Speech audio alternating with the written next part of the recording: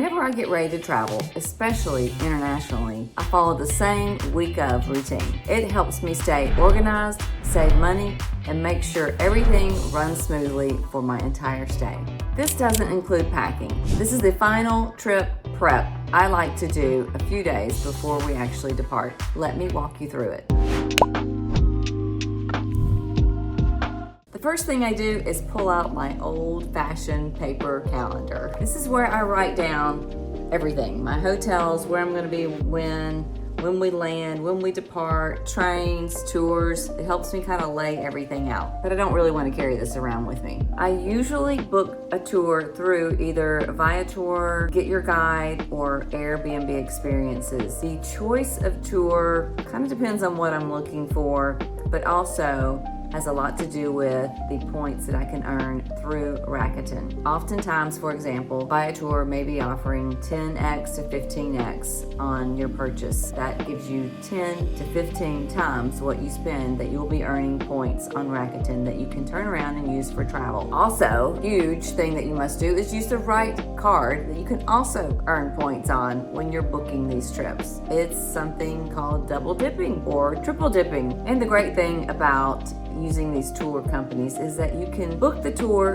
and choose to pay later. That gives you a lot of flexibility. You still earn the Rakuten points, and you can decide maybe closer to the tour dates if that's something you still want to do. You usually have up to 24 hours to cancel a tour before your card is charged. If I'm traveling with someone, I will go over the itinerary with that individual to see if we're on the same page. Maybe we need to edit the tours. Of course, always make sure you double check that you're using the right travel credit card to earn the most points. If there are points to be earned, I want to earn the maximum amount. As mentioned before, I go through the tours again a few days before we leave. We discuss it. We want to make sure we're still in the same mood and we got the same vibes going.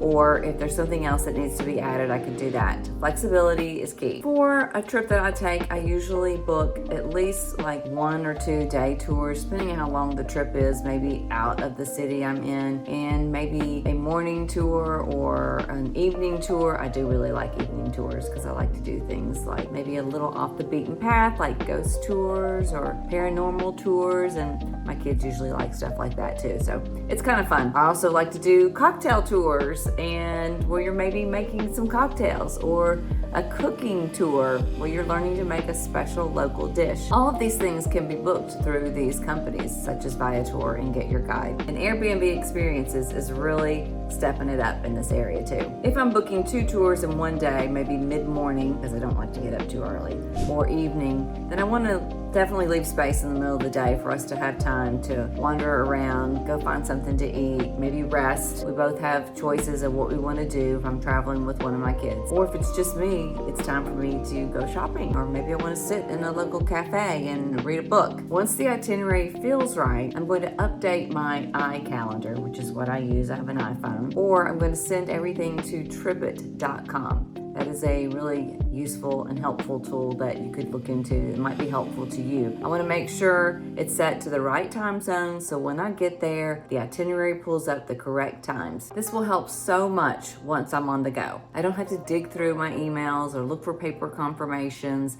Everything is right there in one place. Keynote, make sure if you do put it in your iCalendar that you are also including the reservation or tour number. A few days before I leave, I do confirm like the first 2 days of activities we have planned, and I go ahead and make sure those are paid for and download the tickets. You don't know what the Wi-Fi is going to be like once you get there, and I don't want to be digging around trying to figure out where my meetup place is to go. I want the first few days to be as easy as possible. Before we depart, I do carry around a nice little cute little travel folder with most of my documents in it. It will be in my carry-on bag. It's not something I'm going to carry once I get there, but I want all the information right there in one spot that's easily accessible, not in a checked bag, really, because I don't really check bags, but I definitely don't recommend, if you have to check a bag, do not put it in your checked bag. Put it in your carry-on. This could include stuff like your transportation confirmation, your hotel. Once you get there, you want to be able to tell the Uber or taxi driver where you need to go without scrambling. What if your luggage is lost? You don't want it to be in your checked bag. Here's one of my cute cute little folders. If we're traveling internationally, this is also when I'm going to set up my Time Shifter app. I'll have a whole separate video explaining what Time Shifter is and how to use it to help you avoid jet lag. And it makes adjusting to time zones so much easier, and your trip will be much more enjoyable if